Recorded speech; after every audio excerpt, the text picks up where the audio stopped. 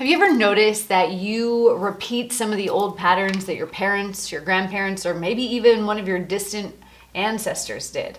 Have you ever wondered how trauma can be carried across generations? I'm going to share that with you in this video.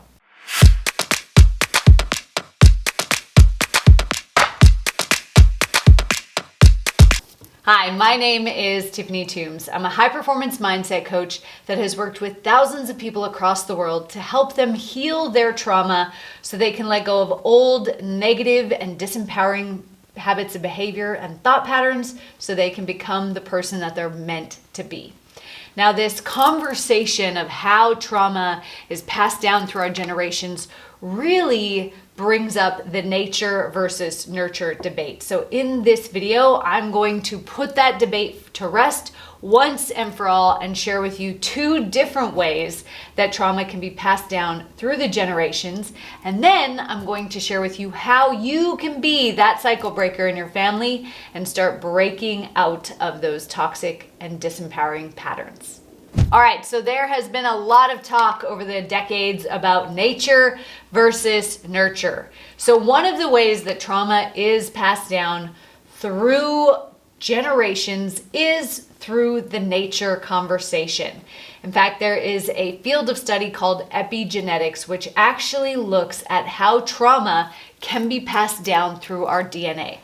I want you to think of your DNA almost like a light switch, and the experiences that you have in your life, the nurture, determines whether or not that switch gets turned on or off. Now, let's say one of your ancestors, great-grandmother, great-great-grandfather, or whatever it is, they experienced some form of trauma in their life, and that flicked the switch on.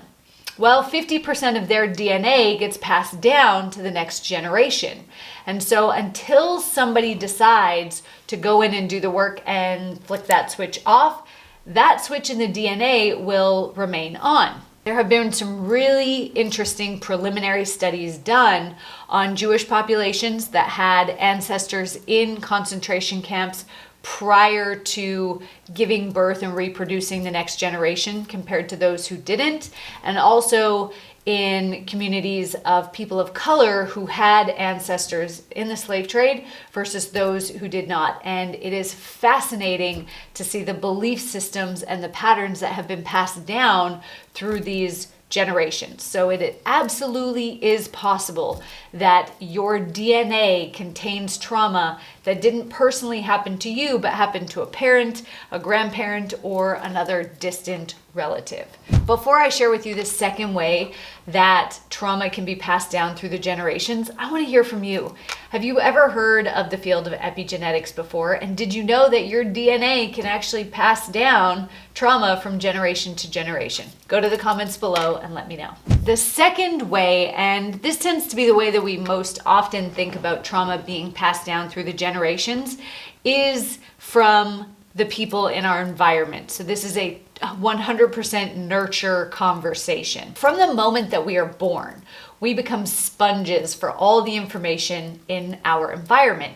Now, this is not just the things that people tell us, but it's how people act. It's the micro muscle movements of their face. It's their energy. It's their posture. It's their tone. It's the things that they say and do to each other when they think that us as kids are not watching. But we're picking up on everything. And the imprinting phase, which is the most critical phase of our development, it's where we take on the majority of our habits, our personality traits, our behaviors, our thought patterns, our beliefs, happens between the ages of 0 and 7. So before we have a whole lot of logic and reason and understanding about how the world works, we've taken on 95% of the belief systems that play out in our adult life. Now, who do we spend the most time with during those ages? Typically, it's parents, potentially grandparents, aunts and uncles, but whoever the parental figure is. Now, because this topic and conversation around healing trauma tends to be a more new age conversation and it's not totally mainstream yet, that means that it's unlikely that your parents have dealt with any of the limiting beliefs or negative patterns of behavior that they got from their parents who your grandparents got from their parents, and so on and so forth. And so this is how generational trauma becomes passed down, is we mimic what we see the generations before us doing. Now, in some cases, we will rebel against what our parents did if there's an area that we really don't like what they did. But a lot of our programming comes from adopting what our parents did because we have a desire to be loved and accepted. And the easiest way to guarantee that we're loved and accepted is if we're mimicking what other people are doing. Now, before I share with you how you can start breaking these generational trauma bonds, I would love to have you subscribe to my channel. I'm putting out brand new videos every single week to show you how to heal trauma, guided meditations to take you through that process, and so much more. All you have to do is click on that subscribe button and like this video while you're there. So now you know that you might be carrying on some old patterns of behavior that don't serve you, that are coming from a previous generation or distant relatives and ancestors. How do you break that cycle? Well, I did a whole video on how to be a cycle breaker in your family. You can find it up here somewhere, but there's a couple things that I want to talk about. Firstly, we need to understand the patterns that are being repeated in our life. Not all of these patterns are going to be negative. So we do need to stop and consider, is this pattern serving me in some way, or is it holding me back? Not every pattern is going to be super obvious for you. So it's okay that you do a little bit of healing work and then discover a new pattern, and then do a little bit more healing work and discover something else that's there. But to break these generational bonds, it does require us to do the inner healing work. It does require us to go into the unconscious mind, to do that deeper healing, and potentially even have some uncomfortable conversations with our family members about the behaviors, about the thoughts, about the belief systems that you're no longer going to be perpetuating, so that they understand where your boundaries are.